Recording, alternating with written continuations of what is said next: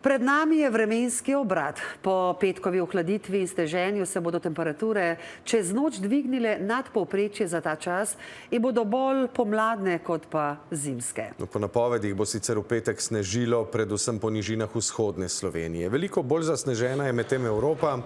Velike težave zaradi snega imajo v Italiji in Franciji. Tam so morali ponekod zaradi velike nevarnosti plazov evakuirati celo nekatere alpske vasice.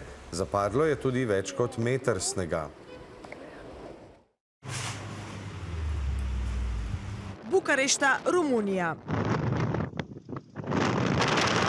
Močno sneženje, velja rdeči alarm, padlo je skoraj pol metra snega. Odpovedi zamude na letališču.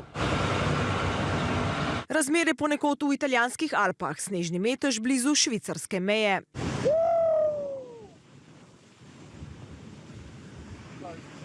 Več kot 70 cm snega, več alpskih vasic so evakuirali, prav tako tudi v Franciji in Švici.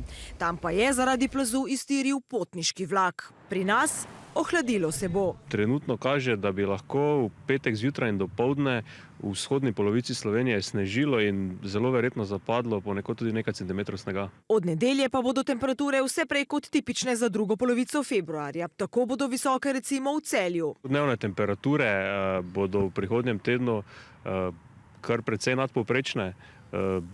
Tam med 15, morda v katerih krajih tudi blizu 20 stopinj lahko pričakujemo. To se pravi, bo že pomlad? Ne še.